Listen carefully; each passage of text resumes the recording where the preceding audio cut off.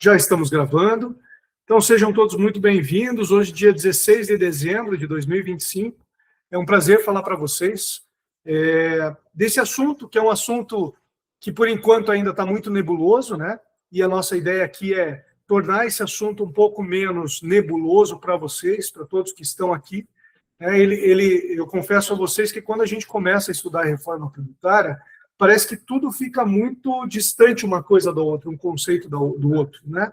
Mas à medida que a gente começa a evoluir na questão da reforma tributária e à medida que a gente vai entendendo os motivos da reforma ter sido proposta, o porquê, né, da gente estar vivenciando uma nova era de tributação, a gente começa a entender um pouco mais esses conceitos que até então estavam um pouco segregados, um pouco nebulosos.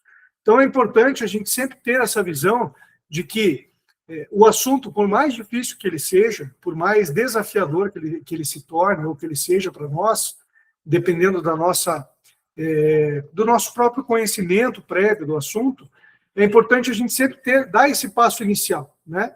E esse passo inicial, então, ele está sendo um passo guiado, né? Nós estamos aqui, nós da Equilibrium, da Focus e da DC Conte, estamos aqui justamente para trazer para vocês esse passo inicial, trazer os conceitos mais importantes de toda a legislação, do que nós temos disponível até agora, para que vocês, depois, nas suas dúvidas, nos seus negócios, nos seus desafios pessoais, né, próprios de cada negócio, possam depois entrar em contato conosco para a gente ir juntos trilhando esse caminho do conhecimento, né?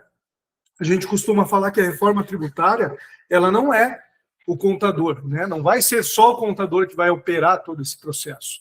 As empresas têm um papel muito ativo na reforma tributária, né?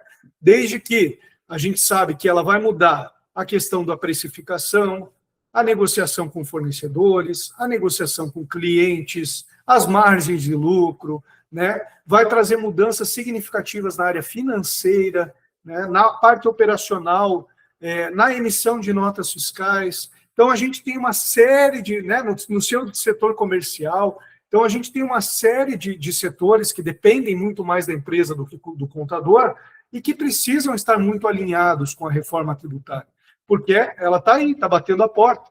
Nós estamos falando aqui de 2027 com uma grande mudança já, né? 2026 ainda poucas mudanças, bem pontuais, mas para 2027 grandes mudanças, tá? E você que é do ramo de locação de bens móveis, e aí a gente fala locação de bens móveis, imagina a infinidade de bens que são locados, né? Por exemplo, nós temos aqui clientes que têm locação de equipamentos para a rede hoteleira. Nós temos clientes que têm locação de software, tem clientes que têm locação de hardware, né, de equipamentos de informática, tem clientes que têm locação de equipamentos para filmes, né? Câmeras, estruturas de locação para filmes, para produções cinematográficas, comerciais. Então, olha a gama, né? Pode ter locação de veículos, locação de servidores, locação, enfim, locação tem uma série. Então, seja muito bem-vindo, você que é do ramo de locação. Esse é o conteúdo preparado para você. Como sempre, a gente vai iniciar fazendo um breve relato aqui do que a reforma traz de novidade, né? O que a reforma se propõe a trazer em termos de mudança conceitual, e aí, na sequência, a gente vai partir diretamente para o setor de locação com algumas explicações mais técnicas voltadas a esse setor, tá? Bom, dando início aqui, eu me chamo Marcelo Cândido, eu sou diretor contábil na DC Conte, e sócio na Equilibrium Contábil, que é uma empresa estabelecida em Curitiba, né, no Paraná, e que agora faz parte, desde o ano passado, já faz parte desse grupo, chamado Grupo Focus ADC Conte Equilibrium, né? Então, é por isso que nós estamos aqui. O Carlos, meu parceiro de apresentação, hoje, infelizmente, ele não pôde estar presente comigo, mas o Carlos também é especialista tributário. Eu tenho um pouquinho mais de 30 anos aí de vivência tributária, a gente já aprendeu alguma coisinha nesse tempo, já conseguiu ver muitas mudanças, né? Desde que eu comecei a trabalhar, imagina, estamos falando aqui da década de 90, né? Tem gente que nem era nascida e está aqui na live hoje.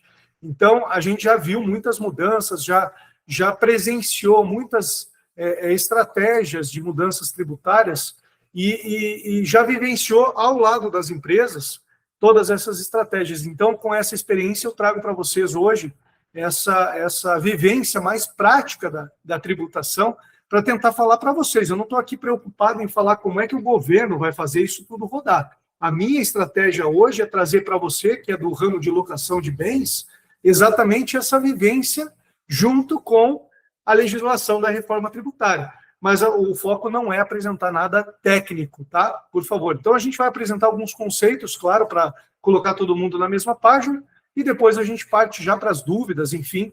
Né? Então, para começar aqui de forma geral, as perguntas podem ser deixadas aqui no chat. Eu estou com uma equipe de ajuda aqui do pessoal da Focus, me ajudando a captar, e daqui a pouco eles também vão colocar aqui, a Jana e a equipe dela, o link para que vocês possam assistir a live quando ela estiver gravada. Tá? Essa live está sendo gravada e ela vai ficar disponível lá no nosso canal do YouTube.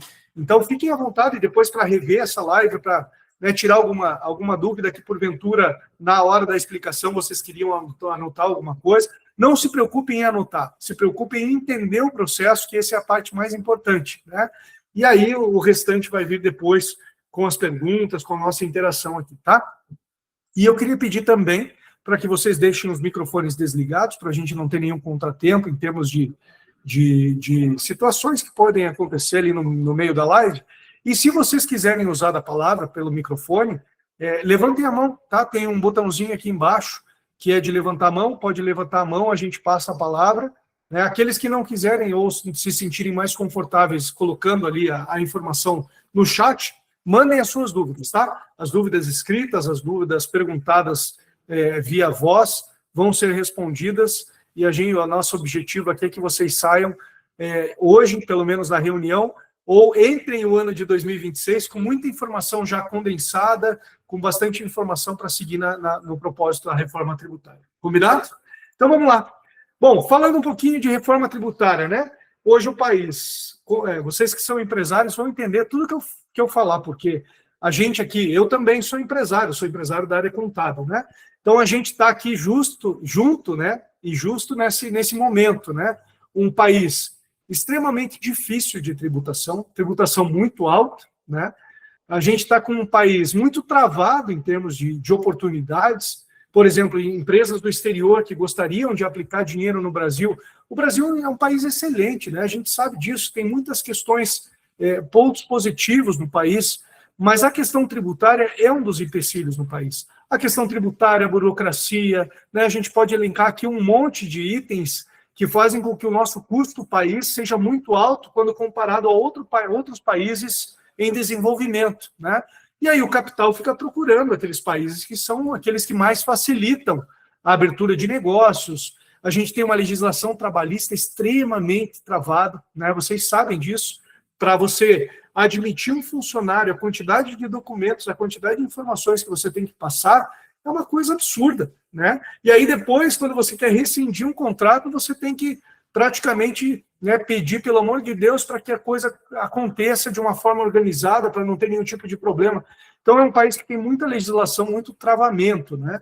E a reforma tributária, na verdade, nada mais é do que tentar destravar essas pontas, né? Quando a gente olha a essência da reforma tributária, tá, pessoal? Não estou aqui defendendo a posição do legislador que pensou em tudo isso, mas é isso. A ideia é trazer um sistema tributário muito mais tranquilo para ser administrado, principalmente na ótica do empresário, né? Por quê? Porque grande parte do mundo hoje já vive o IVA, o Imposto sobre Valor Agregado. Se a gente olhar os países mais desenvolvidos do mundo, todos eles já praticam o IVA como um sistema de tributação, né? A formatação de IVA. Então, o Brasil entra nesse ciclo de países que buscam uma simplificação tributária por meio da reforma tributária. E aí a reforma tributária aqui eu trago para você 3 fases, né? Que são a fase 1, a fase 2 e a fase 3, e elas não vão acontecer de forma segregada, elas vão acontecer, às vezes, juntas, né? Então, só para dar um exemplo para vocês, a gente está falando aqui da reforma tributária do consumo desde o início de 2025, né? Quando foi divulgada a Lei Complementar 214/2025, que trouxe todo o regramento da reforma tributária. E a divulgação dela foi no dia 16 de janeiro de 2025. Olha só quanto tempo já faz, quase um ano, né? Então, No dia 16, o governo tornou público, né, o legislador tornou público a lei complementar que trouxe todo esse regramento da reforma tributária que nós vamos conversar hoje. Tá? Só que ao longo de 2025, a gente já viu outras iniciativas acontecendo. Né? A gente já viu, por exemplo, agora no final do ano, a tributação do imposto de renda mudar, e vai ser a partir do ano que vem, para quem ganha até 5 mil. Vai entrar na questão da isenção. Né? A gente já viu a tributação sobre os dividendos, coisa que até então não se falava, desde 96, se eu não me engano, tinha uma legislação que isentava os dividendos da tributação. Agora, dividendos distribuídos acima de 600 mil por ano por CPF, entra na tributação.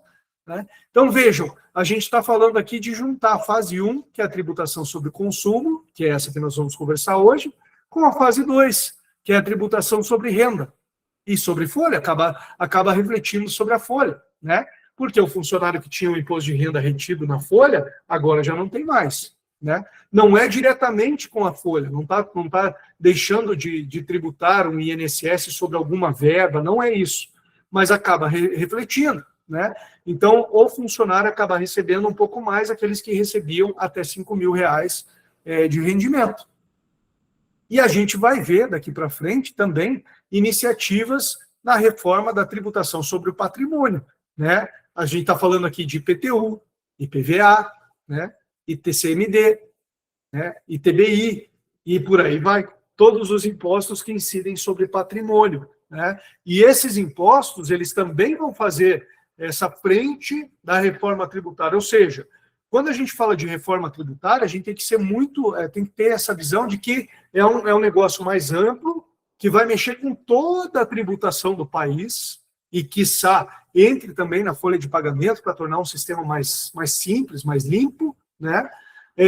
Mas ele vai trazer muita informação, muita questão relacionada à tributação também da folha, da renda, do patrimônio, além da questão da reforma sobre o consumo. Tá?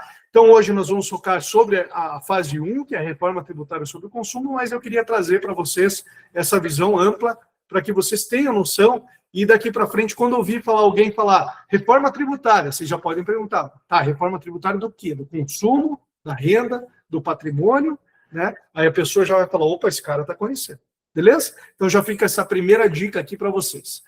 Bom, a reforma tributária sobre o consumo, ela vem baseada em 7 pilares, tá? E esses pilares, eles são fundamentais a gente entender. Eu não quero entrar aqui no modo advogado, né? Falar juridiquês com vocês, ou contabilês, né? Ou de advogado ou de contador, mas é importante a gente ter essa noção dos princípios, né? Quais são os princípios norteadores da reforma tributária. E esses princípios, pessoal, é importante falar para vocês, eles não estão na lei complementar. Eles estão na emenda constitucional que deu origem à reforma tributária. Então, foi necessário fazer uma emenda à Constituição, algumas pequenas alterações e inserções dentro da nossa Constituição de 88, para que fosse possível, então, caminhar com a reforma tributária. E aí estão os princípios. O princípio da neutralidade, ou seja, todo imposto recolhido numa etapa de circulação, ele é anulado ou ele é neutralizado na etapa seguinte, né? Pelos créditos que vêm da etapa anterior. Isso é muito importante a gente entender, pessoal, neutralidade tributária. Ou seja, por isso que é IVA, porque quando a gente compra uma mercadoria, nós temos crédito, quando a gente vende, a gente tem um débito, só que a gente vai ter a diferença tributária onde? Em cima do lucro que a gente teve na nossa operação. Isso descarrega toda a questão tributária passada. Por quê? Porque o imposto ele não vai se acumulando. Um pouquinho mais para frente eu vou mostrar para vocês o gráfico, para vocês entenderem de forma visual como é que é essa diferença entre o que nós tínhamos e como vai ficar. Isso é muito bom, isso é muito positivo, tá? Muito positivo. O princípio do destino, o imposto sobre o consumo, ele deve ser arrecadado no local onde o bem ou serviço é consumido e não onde ele é produzido. Então, isso vai tirar uma grande disputa entre os estados, entre os municípios, que é o fim da guerra fiscal. A gente está vendo aí, né, tem estados que entram, aquela questão do DIFAL, diferencial de alíquota de ICMS, quando você compra de fora, vende para fora. Isso é uma loucura, isso é um entrave na nossa legislação. Né? Quando a gente fala que o investidor estrangeiro, vejam, nós somos brasileiros. Tem algum estrangeiro aqui participando da live? Acho que não, né? Mas nós somos brasileiros, né? E nós temos dificuldade, nós que somos brasileiros, já temos dificuldade de entender que se a gente vender para um determinado estado, para um determinado contribuinte ou não contribuinte, consumidor lá fora, a gente vai ter uma certa tributação. Se nós vendermos para outro estado, para outro tipo de contribuinte ou de outro tipo de cliente, nós temos outra tributação. Ou seja, se eu sou uma empresa, eu tenho um preço de venda. Se o meu cliente estiver ou no Amazonas, ou no Ceará, ou no Rio Grande do Sul, faz alguma diferença? Em teoria, não deveria. Só que o Brasil é um país difícil de gerir. E aí a gente tem tributos diferentes para estados diferentes, dependendo de quem é o meu cliente. Se nós que somos brasileiros temos dificuldade disso, imagina o estrangeiro que vai aportar capital aqui no Brasil para investir, né? Então, olha onde a gente chega, né? Por isso que falam que é um manicômio tributário. E o princípio do destino, ele vem justamente para isso, para quebrar essa dificuldade que a gente tem na legislação tributária e levar exatamente o imposto para onde está sendo consumido o bem ou o serviço. Isso é muito legal.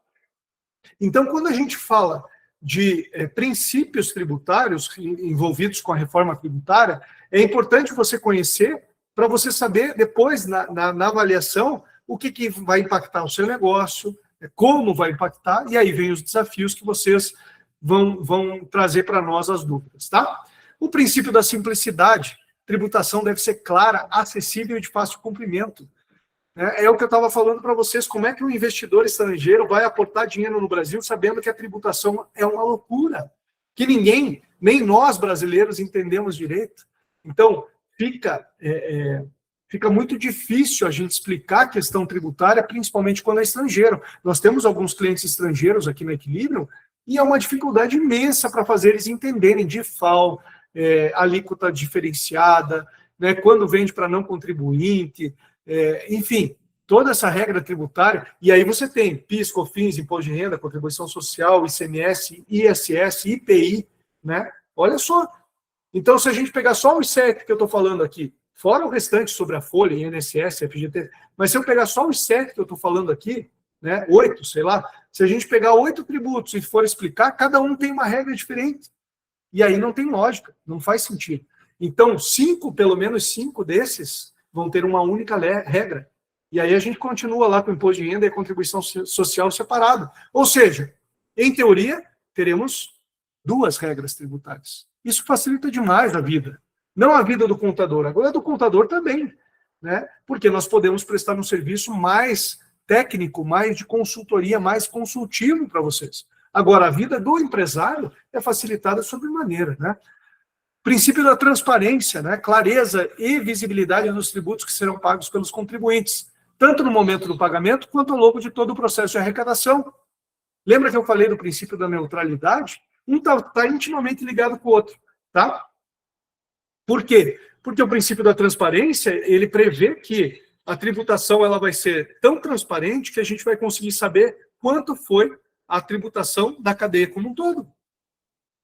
Tá? Então, isso é uma coisa que tende a facilitar demais a vida de todos nós que estamos aí atuantes na economia real. Tá? E ainda temos, então, o princípio da justiça tributária, ou seja, impostos devem ser cobrados de maneira proporcional à capacidade econômica de cada indivíduo, ou seja, aquele que ganha mais tem uma maior capacidade contributiva do que aquele que ganha menos. Logo, não é justo que aquele que ganha menos pague a mesma quantidade de imposto que esse que ganha mais. Simples assim. Esse é o princípio da justiça tributária. E aí o governo já desenvolveu, dentro da regra da reforma tributária, uma previsão do cashback. O que é o cashback?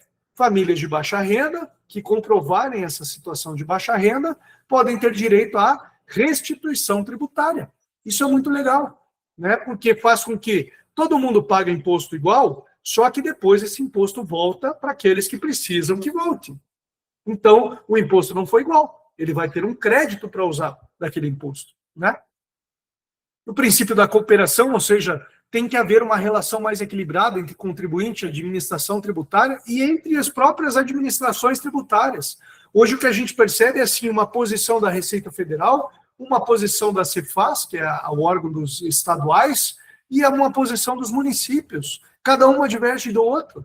Então, quando a gente fala de alguma questão tributária, você pode ter uma posição totalmente diferente da Receita Federal, do Estado e do município.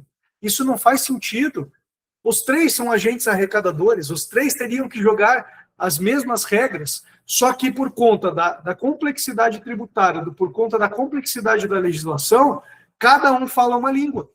E aí o contribuinte fica no meio do tiroteio, não sabe se recolhe, se não recolhe, se é ICMS, se é ISS, se é IPI ou se é ISS. Olha que loucura que a gente chega, porque cada um tem uma base de arrecadação, cada um tem uma alíquota diferente, cada um tem uma legislação específica, e vira essa loucura toda, né? Então, o princípio da cooperação é exatamente dar esse viés unificado para facilitar a relação entre os contribuintes, ou seja, nós, que estamos no mercado real, produzindo, vendendo, comprando, negociando, e o governo, que é o agente arrecadador, que pega todo o nosso dinheiro e aplica naquilo que deve aplicar, né?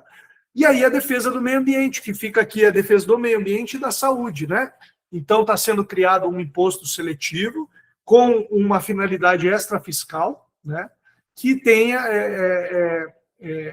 desestimulando ou desincentivando o consumo de alguns tipos de produto, que são produtos nocivos, ou ao meio ambiente ou à saúde, tá? Então, essa é vamos dizer assim, o pano de fundo do imposto seletivo. E aí, pessoal, esses 7 princípios norteadores que eu mostrei para vocês, neutralidade, destino, simplicidade, transparência, justiça tributária, cooperação e defesa do meio ambiente, formam todo o arcabouço que a gente precisa entender para entender a reforma tributária. Então, parece muito simples e é simples. Se nós entendemos todos esses princípios, a gente vai entender daqui para frente tudo que vem com a reforma tributária, tá? Por isso que eu começo por eles, e eu acho que vale a pena depois vocês revisitarem esse vídeo e darem uma olhada nessa parte inicial do vídeo, tá? Então, vamos lá. Bom, o que se propõe, então, com a reforma tributária? Lembram-se que eu falei para vocês que a gente vai ter 5 tributos que vão deixar de existir?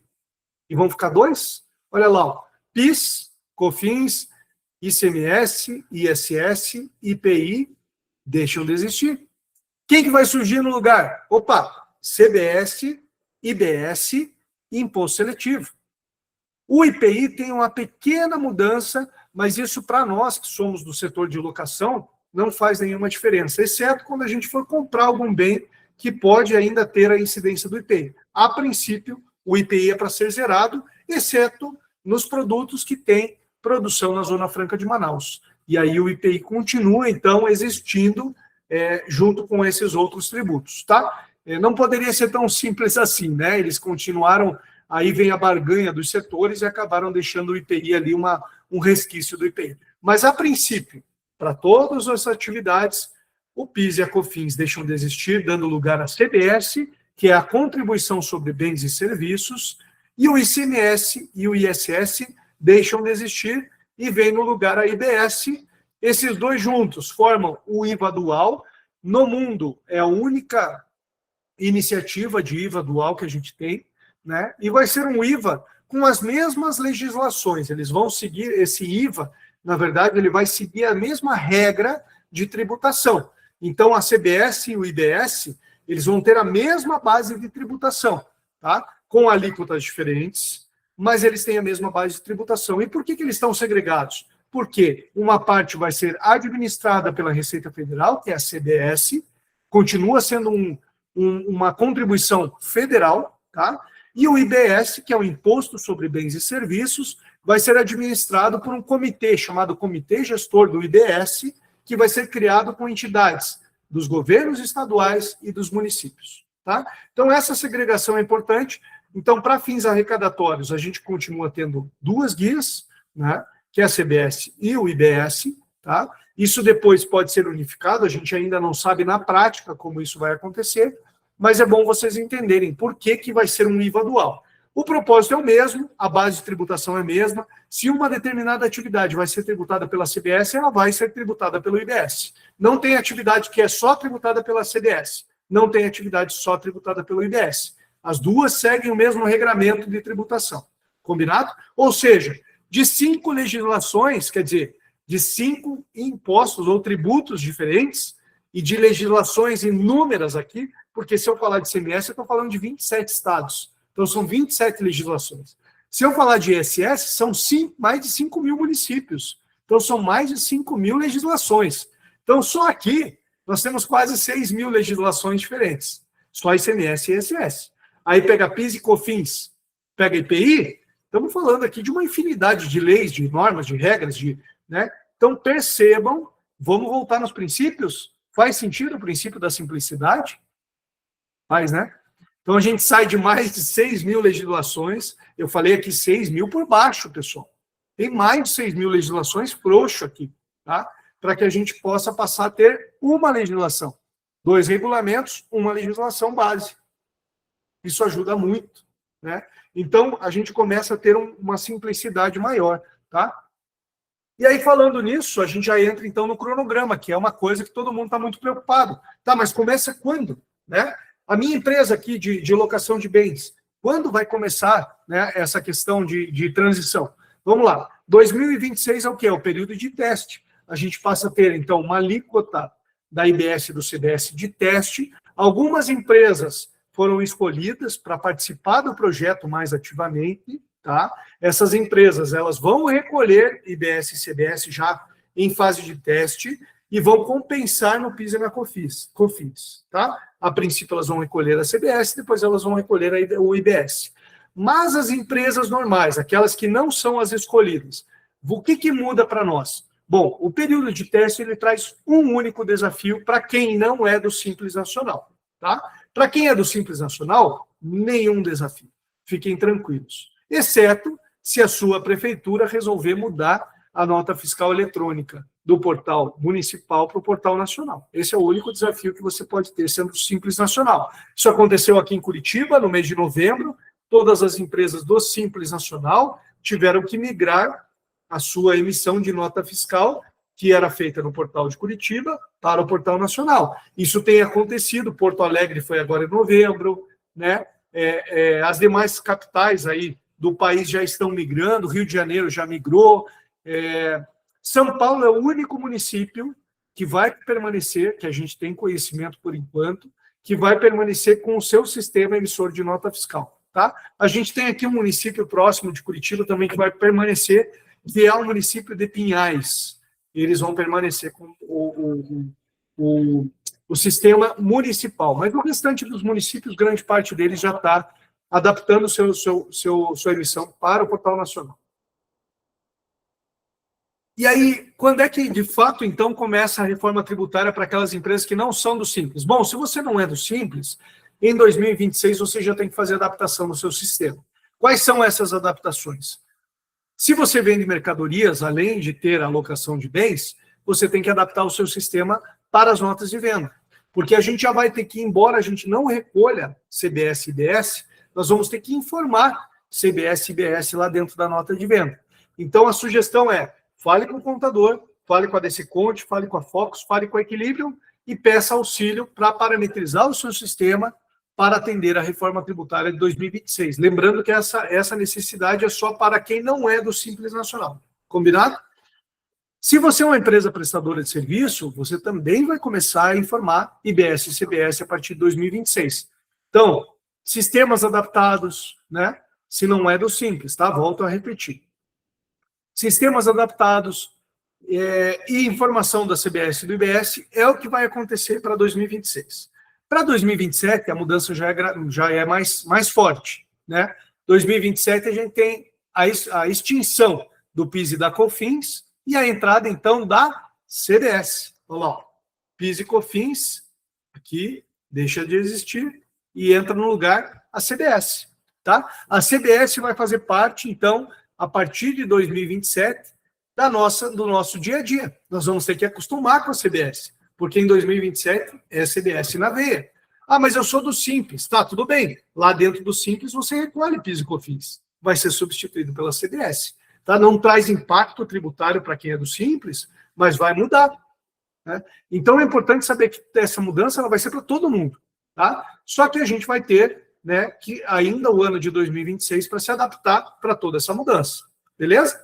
Bom, 2026, 27, então, entra a CBS e o imposto seletivo.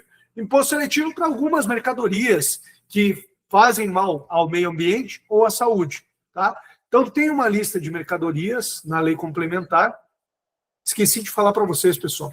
Tudo isso que eu estou falando aqui, em relação à reforma tributária, está embasado na lei complementar 214/2025, tá? Então, se vocês tiverem alguma dúvida, podem recorrer à legislação, ela está disponível, né? É só colocar no Google ali, Lei Complementar 214/2025, entra lá na página da lei e leiam, é importante, né? Lógico, uma lei, não é todo mundo que tem aptidão para ler uma legislação, mas é importante você ter um conhecimento. E o imposto seletivo tem todo o regramento de quais são os produtos que são considerados nocivos ao meio ambiente ou à saúde, que estão e vão ter a tributação a partir de 2027, tá? Provavelmente locação não é uma atividade que vai ser tributada pelo IS, a não ser que você lote, por exemplo, armas de fogo, né? Aí pode ser que tenha algum tipo de situação envolvendo o IS, tá? No geral, entendo que não há nenhum tipo de tributação do IS sobre a locação. 2028, segue a vida. Então, já nós não teremos mais duas legislações, ou inúmeras legislações relacionadas a PIS e COFINS, e nem IPI. IPI também deixa de existir aqui. Eu acabei não falando, mas olha aqui, ó, extinção do PIS, da COFINS e IPI reduzido a zero. Então, olha que legal, né? A gente deixa de ter PIS, COFINS e IPI. Que maravilha, já simplifica muito e entra no lugar a CBS, tá? Aí, 2028, a gente se adapta com a CBS, vai ficar craque na CBS. Vamos tirar de letra, porque já vai ter passado o ano 2027, 2028. E em 2029 começa um novo ciclo de mudança. Qual é a mudança? Lembram-se que eu falei para vocês? Sai ICMS e ISS, dando lugar a quem? IBS, tá? Então, passa a ter IBS nos nossos cálculos tributários, e a partir daí, então, muda do ICMS e do ISS para IBS. Então, a gente já vai estar, em 2029, já vai estar falando assim, não temos mais PIS, não temos mais COFINS e não temos mais IPI. Agora, em 2029, a gente deixa de ter uma parte do ISS e do ICMS e passa a ter uma parte de IBS. Por que uma parte? Porque a transição do ICMS e do ISS para o IBS, ela vai ser gradativa. Ela vai sendo incorporado o IBS e tirado ICMS e ISS aos poucos, até 2032, tá? Por quê? Porque esses dois tributos, dois impostos, né, o ICMS e o ISS, eles são muito significativos. E a gente precisa ter, então, um período maior de transição para que todo mundo consiga se adaptar a esse novo formato. Tá bom? Então, repassando, né? 2027, deixa PIS, COFINS, entra a CBS. 2028 não tem mudança. 2029 começa a mudança do ISS e do ICMS para a IBS, ou IBS. E aí termina em 2032, então, o período de transição. A partir de 2033, então, novos tributos, não se fala mais de ICMS, não se fala mais de ISS, não se fala mais de IPI, não se fala mais de PIS e não se fala mais de COFINS. Sumiram esses tributos. E aí a gente tem, então, IBS e CBS formando o IVA dual. Combinado? Alguma dúvida até aqui, pessoal? Tudo certo? Deixa eu dar uma olhadinha no chat. A Jana mandou ali o link, o canal do nosso YouTube lá, para que vocês acessem os conteúdos gravados, e essa live vai para lá também depois, tá? Bom, vamos falar de alíquota, né? Mas está todo mundo querendo saber, tá, Marcelo? Mas e aí? A gente vai ter essa mudança? Tudo bem, beleza, já entendi o cronograma, mas e as alíquotas? Bom, as alíquotas ainda não estão definidas, tá, pessoal? Então, devo falar para vocês assim, ó, o artigo 14, ele fala exatamente que vai ser fixada por lei específica, né, as alíquotas da CBS e do IBS, do respectivo ente federativo nos seguintes termos. A União fixará a alíquota da CBS, porque, claro, é a União que vai gerir a CBS, cada estado fixará a sua alíquota de IBS, e cada município fixará a sua alíquota de IBS. Ou seja, a União vem fixar CBS, estado fixa IBS e município IBS. Esses dois somados vão formar o total do IBS, mais a CBS IVA dual, tá? E as alíquotas de referência, que vão ser as alíquotas de mercado, as alíquotas que vão ser usadas como referência para todos esses outros entes fixarem as suas alíquotas, ela vai ser determinada por uma resolução do Senado Federal, tá? Então, vai ser determinada de 2027 a 2035 e depois de 29 a 35 para o IBS, a CBS de 27 a 35 e depois o IBS de 29 a 35. Então, grandes são as chances, quer dizer, em teoria, até 2026, a gente tem que ter a alíquota que vai passar a vigir a partir de 2027. Por enquanto, não sabemos qual é a alíquota. Tá, Marcelo, mas por que você colocou ali 3 visões, pessimista, mediana e otimista? Porque é o que o mercado está ponderando, tá? Os estudiosos, os tributaristas, os advogados, os contadores, os economistas, né? O pessoal do próprio governo tem divulgado notícias, né? E a própria mídia tem divulgado notícias que ficam entre 26,5% e 28%.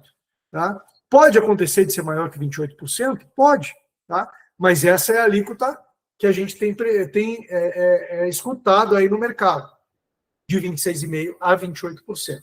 Tá? Há uma grande tendência a ficar nesse horizonte de alíquotas. Agora, poxa, 28%, Marcelo, mas é muito caro, é muito alta essa alíquota de imposto. Sim, ela é uma alíquota nominal, mas vocês já vão entender o efeito que eu quero dizer em relação àquela questão da neutralidade tributária. Lembra que eu falei da neutralidade? A neutralidade tudo bem, você vai pagar 28% em cima do quê? Em cima do faturamento? Considero que é alto. Imagina a gente pagando 28% sobre o que a gente fatura. Né? Então, uma empresa que fatura R$100 mil por mês pagaria 28 mil de imposto. Não é correto, é muito alto. Né? Agora, pela nova regra tributária, não é isso que vai acontecer, não é sobre o faturamento. Então, vocês vão perceber que, embora a gente fale de uma alíquota extremamente alta, no final das contas, cada situação tributária tem que ser muito pensada para que a gente possa extrair da reforma tributária aquilo que ela tem de melhor, que é a questão da neutralidade tributária. Combinado? Então, para entrar nesse tema da alíquota, já vou aproveitar e mostrar para vocês como é hoje. Olha só que loucura, a gente nem sabe, tá? Nós somos empresários, a gente não é treinado para isso. Dificilmente uma contabilidade se aproxima da gente para falar, né? E aqui fica já a dica, procure o contador, sempre queiram saber sobre tributação, é um assunto áspero, é um assunto difícil, mas aqui, pelo menos na Equilíbrio, na DC Conte, na Focus, nós temos muito prazer em levar informação de contabilidade, de tributação para vocês. Então, procurem as contabilidades, elas são a referência de vocês para entender tudo isso que acontece no dia a dia, tá? Então, vamos lá. Quando uma indústria vende para um prestador de serviço, por exemplo, ela paga lá, ela tem um preço X, e aí, sobre o preço X, ela embute IPI, ICMS, PIS e COFINS. Combinado? Beleza, não vou falar aqui em percentual, a gente só vai pensar junto, fora da caixa. Tá bom. E aí, quando chega, então, no prestador de serviço, o preço X não é o preço que a indústria estava vendendo? Opa, desculpem. O preço X não é o preço que a indústria estava vendendo? Esse preço aqui, ó, vira esse preço aqui, tá? Só que o prestador de serviço que vai vender para a próxima indústria, ele tem que agregar mais alguma coisa. O que ele vai agregar aqui? Mais o ISS, mais o PIS e COFINS. Então, o preço que era 1 passou a ser um preço mais esse valor. Concordam? Aí, para o próximo, a indústria vai vender para o serviço da construtora, uma construtora, vamos supor que a indústria, uma determinada indústria vai vender para uma construtora. Olha que loucura, gente. A gente já tem o preço inicial que se transformou nesse aqui, agora esse preço aqui se transforma nesse aqui, e ainda tem mais o quê? Mais o IPI, o ICMS, o PIS e a COFINS da indústria. E aí, quando a construtora termina e vai vender para um ente público, para um consumidor final, olha o que acontece. A gente tem tudo isso aqui e mais ISS, mais PIS e COFINS. O que está acontecendo aqui? O tal do imposto em cadeia. O imposto cumulativo. O efeito cascata. Isso é muito prejudicial para a economia, porque a gente está vendo aqui, ó, imposto arrecadar, gerando mais imposto sobre o imposto. Mais imposto sobre o imposto. Mais imposto sobre o imposto. Imposto sobre imposto sobre imposto. Vocês perceberam a ineficiência do processo? O que está acontecendo aqui, pessoal? No final das contas, o custo foi elevado não porque a gente colocou a margem de lucro de cada um desses aqui, ó, o indústria, o serviço, outra indústria, o outro serviço. Não é cada um agregando sua margem. Se cada um desses só vender pelo preço de custo, vai ter que embutir o imposto.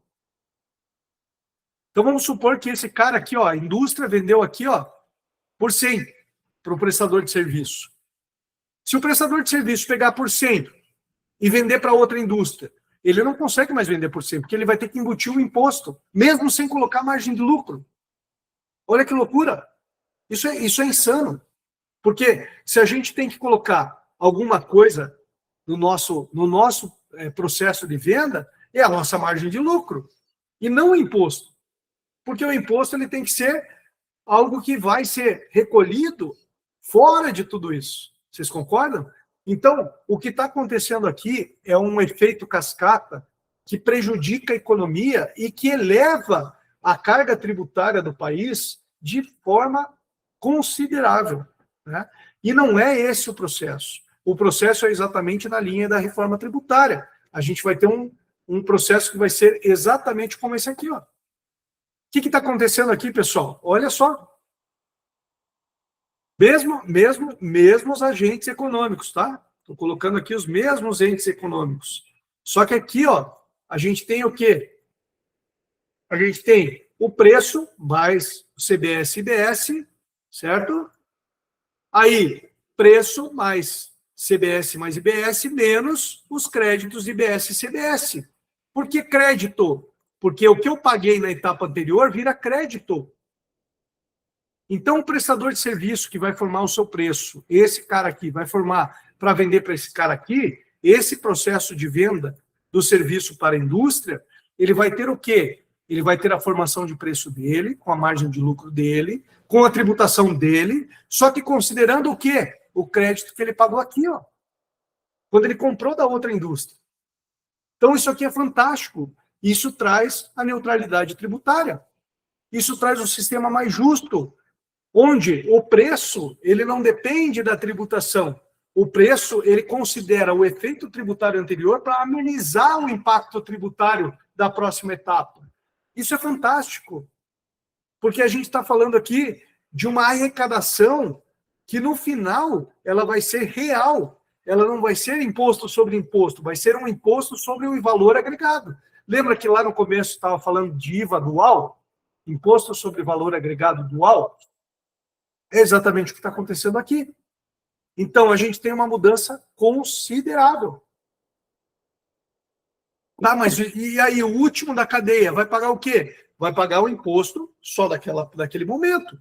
Por quê? Porque o último que for vender, essa circulação aqui, ó, que é do prestador de serviço para o ente público, vai ter só a tributação daquela atividade descontado da etapa anterior. Então, a construtora vai recolher o imposto só da diferença. E o ente público? Bom, o ente público vai pagar o imposto da cadeia como um todo. Mas isso é um imposto justo, não é aquele imposto sobre imposto.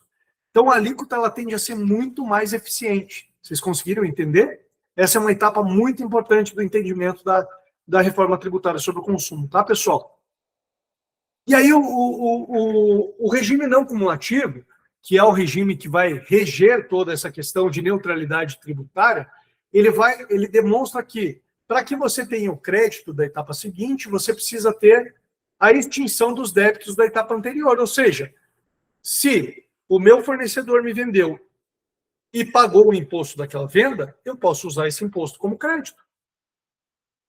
Então, o que vai acontecer aqui, pessoal, é a cada momento que a gente tiver uma compra e venda de mercadoria ou uma prestação de serviço, a gente vai ter a tributação sempre entrando e saindo, né? E à medida que a tributação vai sendo extinta, a etapa seguinte vai usando o crédito daquela etapa anterior. É isso que está dizendo o regime não cumulativo, né? E as formas disso acontecer vai ser compensação com créditos, tá?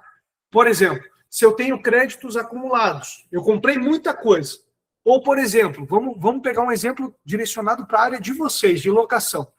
Quem loca bens tem que comprar bens, né? Então, se você faz a locação, você tem o bem como seu, né? Você teve que comprar ele antes de começar a alocar. A gente tem um cliente aqui que faz locação de impressoras, tá? Impressoras de escritório, assim. Então, ele compra várias impressoras e passa a alugar impressoras. Bom, quando ele compra a impressora hoje, ele tem crédito? Talvez, dependendo do regime de tributação dele, do PIS e da COFINS, pode ser que sim. Mas a maioria dos casos, não. Se a empresa do Simples Nacional não tem crédito, né? Então, se a gente comprar vários bens e começar a juntar bens antes de começar a alocar, vocês concordam que a gente vai começar a formar uma base de crédito tributário? Isso depois de 2027, quando fizer a transição. Então, se nós estamos usando vamos comprar, e a partir do próximo mês a gente vai alocar, a gente só vai ter a receita no próximo mês. Por enquanto, a gente está gerando crédito com as compras, desde que o fornecedor recolha a tributação. Então, esses créditos que vão se acumulando vão ser os créditos que nós vamos usar para quando a gente começar a alocar. Por isso que a gente traz aqui a compensação com créditos como a primeira oportunidade de utilização desses créditos acumulados. Segunda, pagamento pelo contribuinte. Ou seja, se o contribuinte da etapa anterior tem dívidas, né, tem mais vendas do que compras, ou seja, débitos do que créditos, ele vai recolher o imposto e a partir do momento que ele recolher o imposto, a gente vai poder usar esse crédito a nosso favor. Tá? Terceira opção, split payment. Split payment é uma nova modalidade de arrecadação, onde o governo ele já recebe junto com o pagamento do fornecedor. Eu já vou mostrar para vocês como é que isso funciona na prática por meio de um gráfico. Mas, basicamente, split é separação e o payment é pagamento. Então, um pagamento separado, segregado. Quando você pagar o boleto do teu fornecedor, a própria instituição financeira vai separar o que é do fornecedor, que é a mercadoria, e o que é para o governo, o que é imposto. Então, vejam que o split payment é uma nova forma de arrecadação que até então não existia. E ela só é possível, a gente estava conversando aqui no início da live com o Wagner, ela só é possível porque nós hoje temos uma tecnologia que consegue dar vazão para esse tipo de situação. Né? Antigamente era impossível falar do split payment. Por quê? Porque a gente pagava em dinheiro, né? Era muito difícil fazer isso. Agora não, agora a maioria dos pagamentos são feitos via Pix, são feitos via boleto, são feitos via cartão de crédito, cartão de débito. Então, o que a gente percebe na prática é o split payment hoje é possível porque teve uma evolução muito grande da tecnologia. Né? A quarta e a quinta modalidade de arrecadação ou de extinção de débitos, elas são mais próprias de algumas atividades específicas, tá? Isso aqui não traz nenhum tipo de impacto diretamente para vocês, mas é o recolhimento pelo adquirente, ou seja, eu que estou comprando a mercadoria, como algumas situações aqui tributárias, elas precisam já ser recolhidas, eu vou recolher o tributo na frente. Eu vou pagar a mercadoria e vou recolher na frente. Praticamente como um split payment. Só que o split payment ele vai ser possível quando há um meio de pagamento eletrônico. Já essa forma de arrecadação é emitir a guia e pagar. Né? Então, a pessoa, quem está comprando, vai pagar em nome do fornecedor. Tá? São casos específicos e pontuais. O regramento disso ainda não está ativo, embora já exista a modalidade na lei complementar, a gente ainda carece dos regulamentos do IBS e da CBS para saber como é que isso vai funcionar na prática. Tá? E o pagamento por aquele a quem a lei complementar atribuir a responsabilidade. Ou seja, é aquele pagamento que a lei complementar vai falar, bom, sempre que acontecer aquele tipo de negociação, de prestação de serviço, de venda, quem vai pagar o tributo é fulano da etapa. Né? E aí fica a lei complementar definindo. Tá? Então, nós temos 5 modalidades de extinção de débito para que a gente possa, daí, na etapa seguinte, ter o crédito tributário. E aqui eu trago para vocês, então, o visual do split payment. Tá? O que é o visual do split payment? Você que está comprando, aqui eu coloquei consumidor, mas vamos entender você que está comprando aí um bem para alocação. Quando você for pagar via Pix, via cartão ou via boleto, ao pagar, esse pagamento vai ser splitado, ou seja, ele vai ser repartido, dividido. Uma parte vai para a autoridade monetária, que é a Receita Federal e o comitê do IDS, e outra parte, então, vai para o estabelecimento comercial que te vendeu aquele bem, aquele ativo. Tá? Então, via de regra, é basicamente isso. Tá? Essa modalidade está descrita nos artigos 31 a 35 da Lei Complementar. Vale a pena dar uma olhadinha. Tá? E os impactos financeiros, a gente vai fazer uma live específica do split payment lá em 2026, no início de 2026, e vocês vão ser comunicados. Tá? Seguindo aqui com a nossa apresentação, um dos pontos muito importantes para a gente saber. Tá?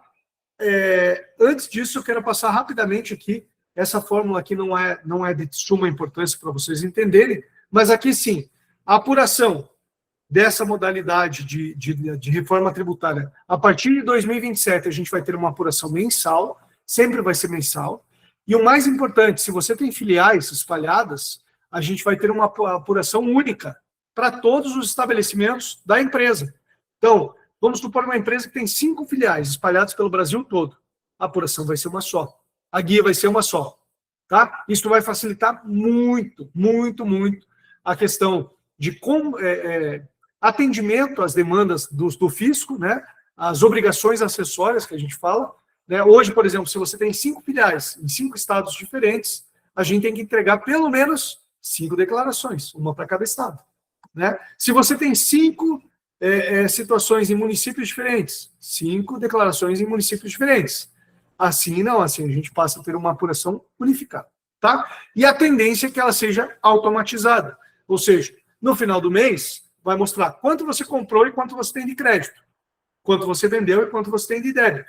Um menos o outro é o que você tem a pagar naquele mês, tá? Mas o contador não vai mais ser necessário nesse processo? Sim, vai ser de suma importância, porque além da gente fazer a validação desses créditos, nós podemos fazer ajustes na apuração.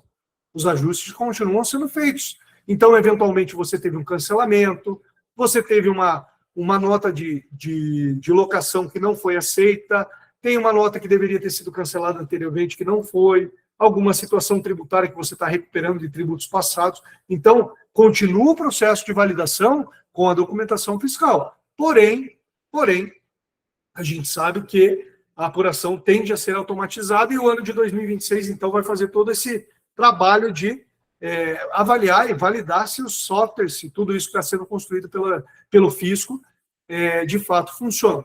Tá? Falando um pouquinho mais sobre aquela parte da mudança em relação a onde é gerado o imposto hoje recolhido e para onde ele vai a partir da reforma tributária. Então, lembra-se que eu falei que em 2027 a gente passa a ter a CBS, porém a CBS ainda é um imposto de nível nacional. Não tem grandes mudanças. Porém, a partir de 2029, quando entrar em vigor a IBS, o IBS, né, o Imposto sobre Bens e Serviços, a gente passa, sim, a ter uma nova regra tributária, que é o imposto para o destino. Ou seja, se eu, que estou aqui em Curitiba, estou locando um bem, né, estou locando um veículo para alguém que está em Aracaju, né, para onde vai o imposto? Para Aracaju. Mas a empresa daqui de Curitiba não tem problema. O meu cliente está em Aracaju. Então percebam. Não, mas o carro, o veículo foi locado para uso em Curitiba. Bom, aí situações especiais vão ser tratadas de forma especial. Tá? Agora, via de regra, o imposto passa a ser recolhido para o destino, ou seja, onde está aquele contribuinte, aquele consumidor da minha locação, da minha venda ou do meu serviço. Isso é uma coisa muito importante, muito é o divisor de águas na legislação tributária.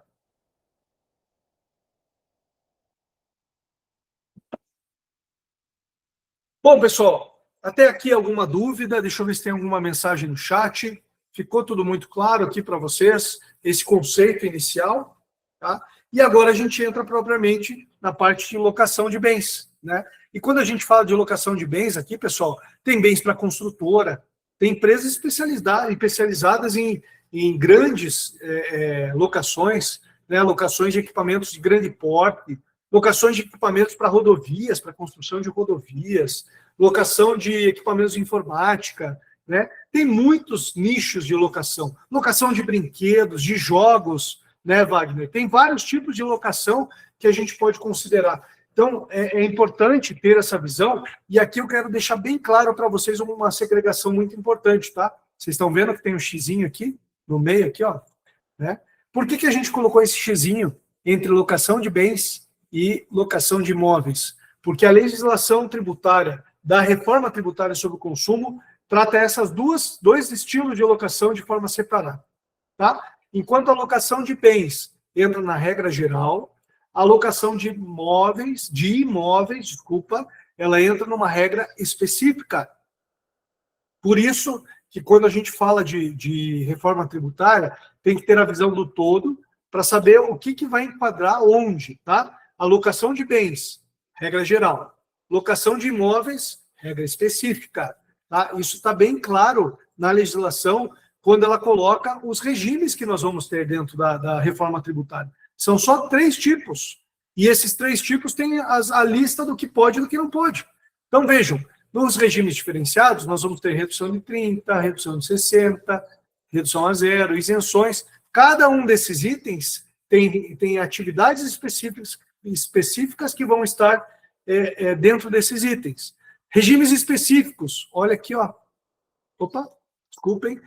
Regimes específicos, operações com bens móveis e imóveis, tá? Operações com bens e imóveis está num regime específico, então ele vai ser tratado de uma forma específica. Operação com bens móveis, de locação de bens móveis, está onde? Regra geral, pessoal. Não tem regra específica e não tem tratamento diferenciado. Regra geral, tá? Regra geral é o quê? Tudo que eu falei para vocês até agora. Então, não tem nenhum tipo de redução de base de cálculo, a gente não tem nenhum tipo de tributação diferente, tá? E o que eu vou explicar para vocês daqui para frente é a regra geral que vai acontecer tanto para bens móveis, locação de bens móveis, quanto para todas as atividades que caírem na regra geral, tá? Mas aqui a gente vai focar nos bens móveis, que é o tema do nosso encontro hoje, tá?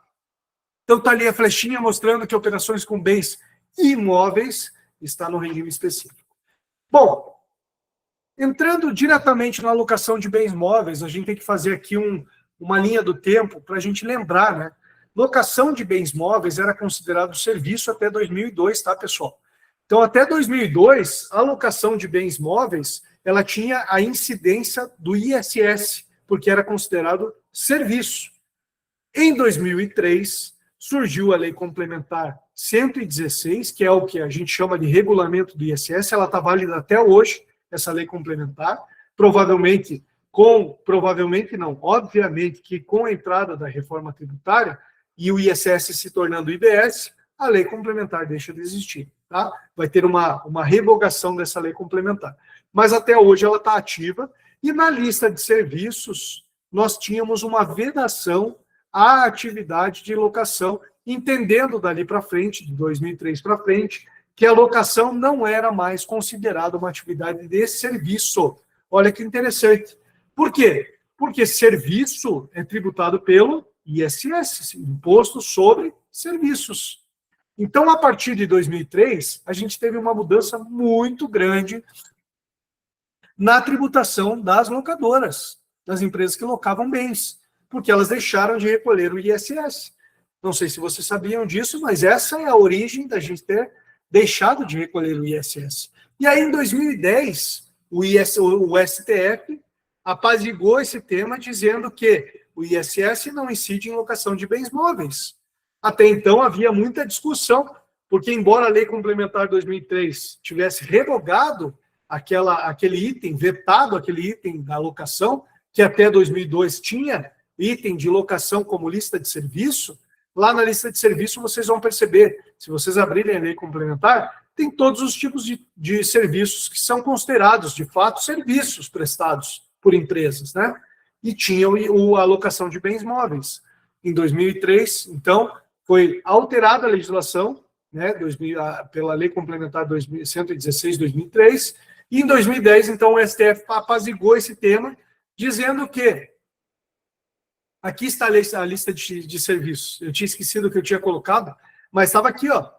Essa é a lista de serviços, Lei Complementar 116/2003, e que traz aqui o veto do item 3.01, que era onde existia locação de bens móveis. Tá? Podem ver aqui, ó, que é serviços prestados mediante locação, cessão de direito de uso e congêneres. Tá? Então, a gente não teve mais a incidência do ISS a partir dali.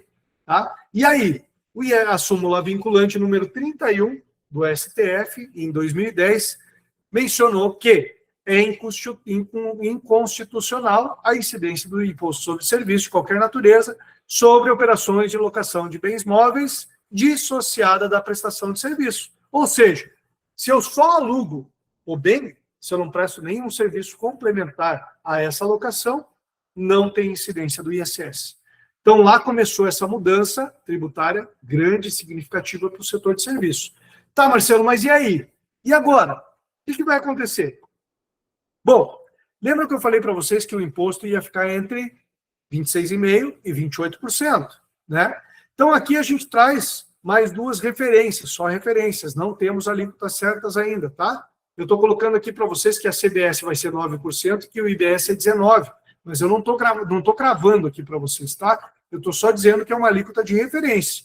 Então, o que vai acontecer é o seguinte, 2027, as empresas de prestação de serviço, as empresas de locação de bens móveis, elas hoje têm uma carga tributária, aquelas que não estão no Simples, basicamente, ou de 9,25 ou de 3,65, dependendo do regime adotado de PIS e COFINS, e elas vão passar a ter 9. Ou seja, aquela que já paga 9,25 vai mudar para 9. Pouca mudança, não é? Então, nesse sentido, a gente tem que lembrar, 9,25 tem direito a crédito? Tem algumas coisas, mas vai pagar 9 e vai ter mais crédito. Sobretudo, quer dar um exemplo? Eu vou dar um exemplo para vocês. Um exemplo aqui bem prático, tá? Quando vocês têm uma empresa de locação, vocês pagam um contador, não pagam? Exceto quando a própria empresa tem o próprio contador, não é, Wagner? Mas algumas empresas que têm contador terceirizado pagam o contador. O contador hoje não é motivo de crédito para quem está no regime não cumulativo. Ou seja, todo mundo que está aqui, ó, pagando 3,65, 9,25, quando usa o serviço do contador, não tem crédito nenhum. Agora, quando mudar para a CBS, o contador vai me dar crédito de quanto? De 9%. Então, vejam a diferença, pessoal. Mas não é só o contador. É o aluguel, é a luz, é a água, é o serviço que você contrata de uma manutenção, desde que todos esses emitam nota fiscal para você. É o serviço de manutenção do ar-condicionado, é a empresa de limpeza, é o plano de saúde, enfim, é a taxa bancária. Tudo isso vai trazer crédito para você, pessoal. Vocês conseguem entender? Então, quando a gente fala de uma alíquota de 9%, mas com os créditos, com o efeito dos créditos que nós teremos, não vai ser 9% a tributação real. Então, aqui, nessa segregação aqui de PIS e COFINS, podem ter certeza, as empresas de locação vão ser beneficiadas. Então, 2027, nós esperamos que a alíquota real de tributação das empresas de locação não seja afetada, tá? No Simples Nacional também, tá? Agora, em 2029, quando iniciar a transição de CMS e ISS para o IBS, vai ter um impacto, não vai? Vamos lá. As empresas de locação pagam ISS? Locação de bens móveis não tem incidência de ISS. Locação de bens móveis paga o ICMS? Sobre o seu faturamento, não, mas quando ela compra o equipamento, o bem, ela está pagando ICMS, não está? Então, olha só, a gente indiretamente paga e não usa esses créditos. O que vai acontecer daqui para frente é que nós vamos ter uma base tributária maior, mas a gente vai poder usar o crédito de tudo que a gente comprar na alíquota do que a gente pagar. Então, se você estiver pagando 19% de IBS, você tem o direito de usar 19% de alíquota de crédito. É isso, tá? Então, contador, vai dar crédito de IBS? Vai. Ué, mas não é só CBS? Não. Vai dar crédito dos dois. A luz, energia elétrica, dos dois. O aluguel, os dois. O plano de saúde, os dois.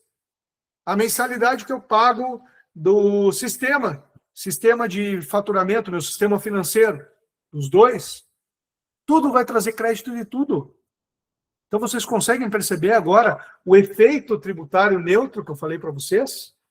Né? É claro que tem algumas coisas que a lei complementar trouxe, que são as exceções, que não vão dar direito a crédito. Por exemplo, eu sou uma empresa de contabilidade. Se eu comprar bebida alcoólica para servir, por exemplo, numa confraternização da Equilibrium, eu não vou ter direito a crédito, porque bebida alcoólica não faz parte da minha atividade, não pode me trazer direito a crédito, né, uma vez que a bebida alcoólica vai ser consumida pelos funcionários da própria Equilibrium. Tá? Agora, se eu compro bebida alcoólica e eu sou um bar, posso usar o crédito? Posso usar o crédito. Então, na lei complementar já tem essas previsões de exceções, tá, pessoal? Então, é muito importante vocês terem a noção, e aí vem o mapeamento, né? O ano de 2026, ele vai ser fantástico para nós que eu digo as contabilidades. Vai ser fantástico, porque nós vamos ter a oportunidade de nos aproximarmos de cada atividade, de cada cliente, para entender, porque em 2027 nós vamos ter que estar afiados, vamos ter que estar organizados, planejados. E a equipe Equilibrium, a equipe Focus e a equipe desse Conte está se preparando de uma forma que vocês nem imaginam para que a gente possa fazer esse trabalho de orientação, de acompanhamento, de planejamento, de simulações, para que vocês tenham, de fato, uma entrada no ciclo da reforma tributária com total conhecimento, com total embasamento. Tá? Isso a gente garante daqui. Fechado? Alguma dúvida daqui, pessoal? Podemos seguir? Deixa eu dar uma olhadinha aqui. Por enquanto, nenhuma dúvida. O pessoal está interagindo um pouco. Acho que está ficando muito claro. Ou todas as dúvidas do mundo, né? Quando a gente não coloca, ou a gente está com muita dúvida, ou a gente está sem nenhuma dúvida. Eu espero que seja a segunda opção, tá, pessoal? Estou aqui à disposição de vocês. Por favor, não deixem as dúvidas para depois. Podem ir colocando aqui. E aí, vamos falar um pouquinho agora da grande mudança, mais uma grande mudança, né? Opa, travou aqui a minha apresentação, deixa eu só ver se... Deixa eu fechar e abrir de volta. Parece que deu uma travadinha aqui.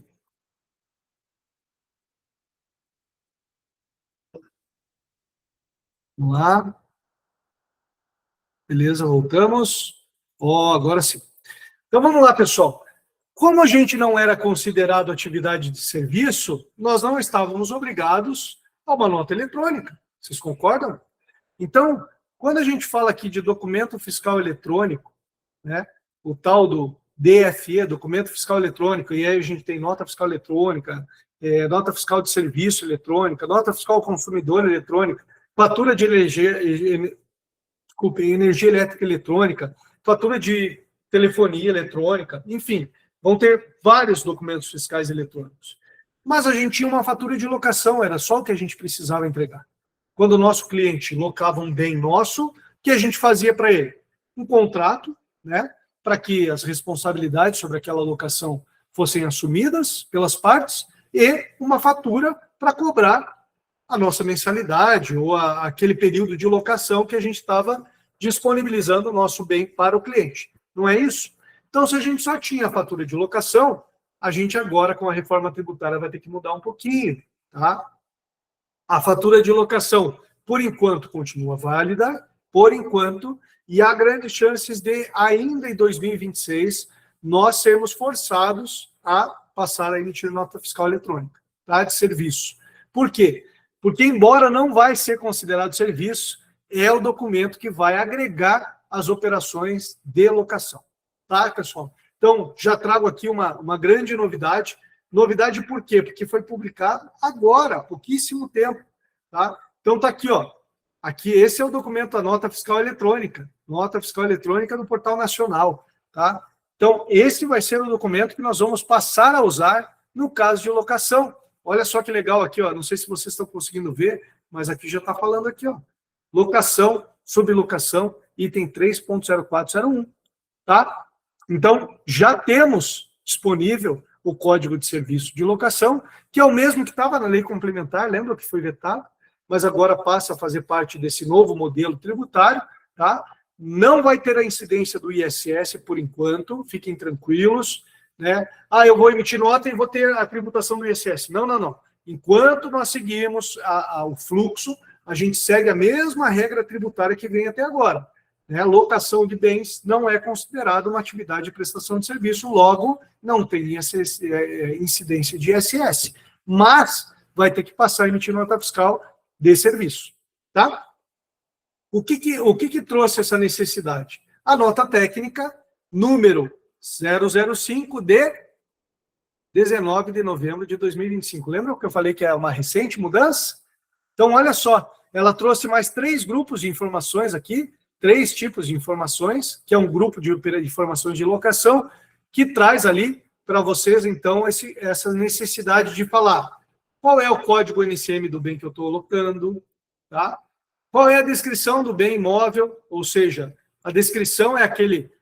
por exemplo, eu tenho aqui um cliente que é o Wagner, ele tem jogos de tabuleiro, então ele vai ter que mencionar lá na nota fiscal, né? Jogo, cara a cara, do marca Grow, né?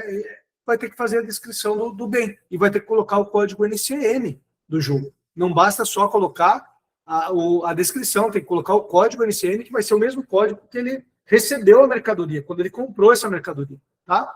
E a quantidade, objeto de locação. Então, percebam, começa a haver uma fiscalização sobre as informações da nota fiscal eletrônica, que até então não existia. Porque quando a gente estava ali na simples faturinha de locação, quem que está vendo isso? Só meu cliente.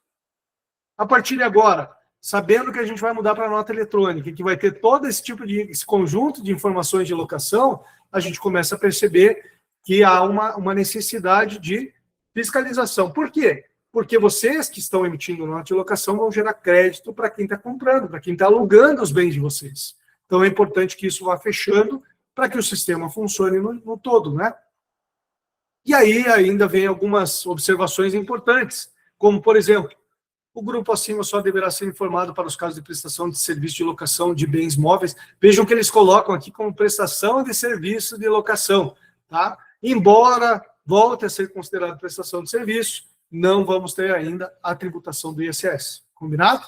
A alocação de bens, por se tratar de um fato gerador de IBS, mas não do ISS, será autorizada em ambiente nacional, independente do status de adesão municipal. Então, vejam que aqui ele já coloca na regra que o ISS realmente não é incidente sobre a alocação de bens. Tá? Ele entende isso e fala assim, ó, embora a prefeitura de vocês ainda não tenha aderido, nós já estamos com o portal pronto e vocês podem emitir a nota por aqui. Tá? E em razão das regras de negócio, para lá, esse grupo de informações, tá? Esse aqui é outro tipo de informação que não vem ao caso agora. Nas próximas semanas, manuais relacionados aos novos fatos geradores serão publicados no portal da nota fiscal eletrônica, ainda não temos, tá? Então, fiquem tranquilos, por enquanto não há a necessidade de vocês fazerem a adaptação da fatura de locação para a nota fiscal eletrônica, mas em breve já saibam que vocês vão ter que fazer essa migração. Então, vão ter que passar a emitir nota fiscal, sim, tá? Então, vejam o que saiu lá na nota técnica. Nessa mesma nota técnica, de 19 de novembro, saiu assim, ó. Mesmo com a publicação dessa nota técnica, os novos campos de grupos de informação que estarão presentes no layout da nota fiscal eletrônica nos ambientes de produção e reprodução restrita, em janeiro de 2026, serão aqueles publicados na nota técnica 004, que não é essa. Então, vejam, a partir de 1º de janeiro, a necessidade de informações de notas fiscais eletrônicas não é para as empresas de locação, porque as empresas de locação de bens móveis, elas só entraram na nota técnica 005, e não está falando que é janeiro de 2026. Então, por enquanto, nós vamos aguardar, tá? Porque a nota técnica 005 ainda não tem o prazo para que a gente seja atendido por essas mudanças, tá? Então, fiquem tranquilos, mesmo você que não é do Simples Nacional, não precisa fazer nenhum tipo de mudança por enquanto. Assim que for necessário, nossa equipe, vai comunicar vocês. E falando agora, na parte, estamos chegando na finaleira, último slide, pessoal. Acho que está todo mundo já cansado de reforma tributária, final de ano não é fácil para todo mundo, mas a gente tem que falar um pouquinho do Simples Nacional, porque muitas empresas de locação de bens estão no Simples Nacional, não é? Aliás, eu queria pedir para vocês, antes da gente ir embora aqui, que vocês coloquem aqui no chat locação de que tipo de bens que vocês fazem, né? E se vocês estão ou não optantes pelo Simples Nacional. Por favor, seria bom a gente ter essa informação para a gente saber como trabalhar isso. Mas as empresas do Simples Nacional, elas vão ter uma grande mudança para 2026, já em 2026, tá? Primeiro, definir se ela vai continuar no Simples Nacional, né? Não temos mudança a princípio de tributação, a tributação segue a mesma regra.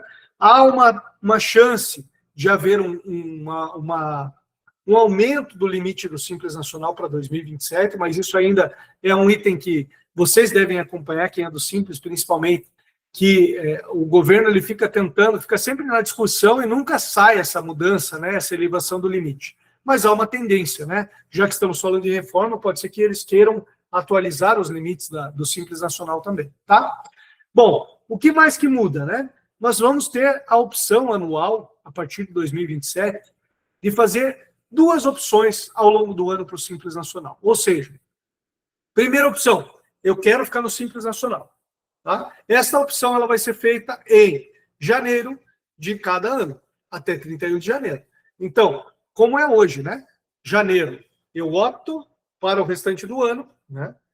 Para ficar dentro do Simples Nacional. Só que além dessa opção, em abril e setembro, desculpem, nós vamos ter mais uma opção a ser feita por semestre, que é a opção de recolher IBS e CBS por dentro do Simples Nacional, ou seja, fica o mesmo modelo que nós temos hoje, ou então a gente fazer a opção para o outro semestre por fora do Simples Nacional. Então, recolhimento de IBS e CBS por fora, tá? Qual é a grande diferença aqui, pessoal? Bom, se eu estou recolhendo IBS e CBS por dentro, primeiro, eu não tenho direito a crédito em nada, porque o Simples Nacional já é um regime beneficiado que não permite nenhum tipo de crédito da etapa anterior. Então, aquela regra da neutralidade tributária não vai existir para o Simples. Fechado? Segunda questão, quando você fica recolhendo por dentro, como você vai recolher um percentual mais baixo de IBS e CBS, esse vai ser o percentual que você vai dar direito a crédito para o teu cliente. Ele não vai ser o percentual total, né? Porque se a gente está falando que o Simples já tem um regramento para que a alíquota seja menor, então esse é o valor do crédito que você vai transferir para o seu cliente, tá? Então, se você é meio de cadeia, geralmente de cadeia, que eu falo cadeia de comercialização, cadeia de locação, né? Se você loca para outras empresas, essas empresas provavelmente vão querer ter crédito. E se elas querem ter crédito, provavelmente elas vão querer tirar você do Simples Nacional para que você transfira mais crédito para elas, não é? Então, vejam, isso vai ser importantíssimo ser constituído em 2026. É essa proximidade que nós vamos ter que ter a partir de lá, tá? E aí, se você recolhe fora, então, agora, só para voltar ali para terminar o exemplo, se você aluga para pessoas físicas que não precisam do crédito tributário, ou seja, vai encerrar nelas, né? Por exemplo, esse caso que eu falei do meu cliente que aluga jogos de tabuleiro, ele provavelmente aluga para pessoas físicas. Uma ou outra alocação deve ser para pessoa jurídica. E aí, se ele aluga para pessoa física, ele não vai precisar dar direito a crédito para ninguém. Então, para ele, ficar no Simples Nacional pode ser mais vantajoso, tá? Salvo se ele não tiver benefício quando ele comprar os jogos. E aí é que tem que fazer a análise, né, para que a gente saiba se, de fato, aquela atividade não tem direito a crédito ou tem direito a outros tipos de crédito, tá bom?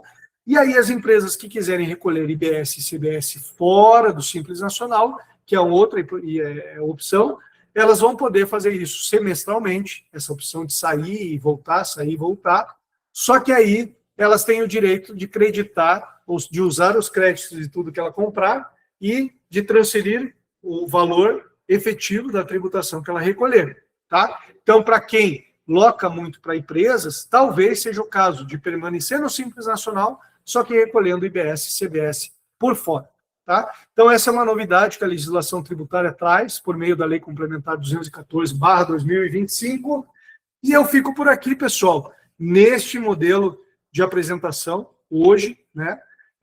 Lembrando que a gente vai voltar em 2026 com novas apresentações direcionadas ao terceiro setor, e queria agradecer todos que ficaram até esse momento, aqueles que saíram ainda há pouco, É sempre um prazer a gente estar aqui, embora num número relativamente pequeno hoje, mas em função também do final do ano, que todo mundo está se preocupando aí em organizar e deixar tudo organizado para que, né, as festas venham e que todo mundo possa curtir, tá? Eu espero que tenha sido um conteúdo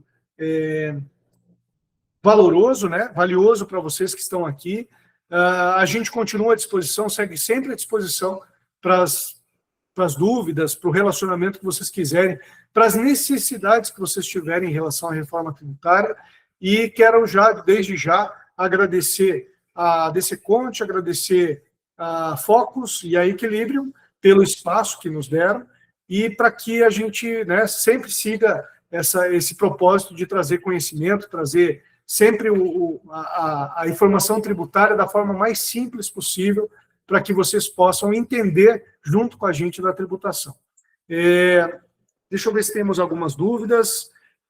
Muito obrigado a todo mundo que participou. Aqui não temos nenhuma dúvida. Se vocês quiserem, ainda temos um tempinho. Terminamos no prazo, né? Estava previsto para encerrar 15h30, a gente terminou aqui basicamente 15h25. Então, considero uma vitória de final de ano. E quero aqui agradecer todo mundo que participou, Janaína, toda a equipe da Focus, que nos dá toda a base, toda essa estrutura maravilhosa aqui de apoio. Muito, muito legal ter vocês aqui com a gente. E um prazer grande trabalhar com vocês aqui. E também agradecer ao meu parceiro, Carlos, que não está aqui hoje, né, mas que sempre que possível, esteve ao meu lado aqui nesse projeto da reforma tributária. A gente vai continuar, seguimos nosso propósito em 2026, trazendo muito conhecimento, muita informação para vocês. Acompanhe aí as redes sociais da DC Conte, da Focus, da Equilibrium, que vocês vão ser informados sempre que houverem eventos como esse. Tá bom, pessoal? Fico aqui agradecendo primeiramente a Deus e a todos vocês que participaram, e também quero desejar para todos vocês, olha lá, a Jana lembrou, bem lembrado, Jana, a próxima vai ser dia 6 de janeiro de 2026, já vamos ter entrado na reforma tributária, né? Maravilhoso isso, já vamos estar ali no comecinho da reforma, com todos os desafios. Então, sejam bem-vindos, vai ser sobre o terceiro setor, né? Empresas imunes isentas, e desejo a todos vocês aí um excelente final de ano. A equipe Equilíbrio, a equipe Focus, a equipe ADC Conte continuam à disposição de vocês. Nessa época, a gente faz um revezamento com profissionais aqui para deixar todos muito bem atendidos, inclusive em dias de festa, né, só no dia 25 e no dia 31 que a gente para, né, no dia 1º, desculpe. Mas até o dia 31 vai ter o expediente parcial e no dia 24 também expediente parcial. Então, contem conosco se precisarem de algum apoio, tá bom? Um abraço a todos, obrigado. Prazer revê-los.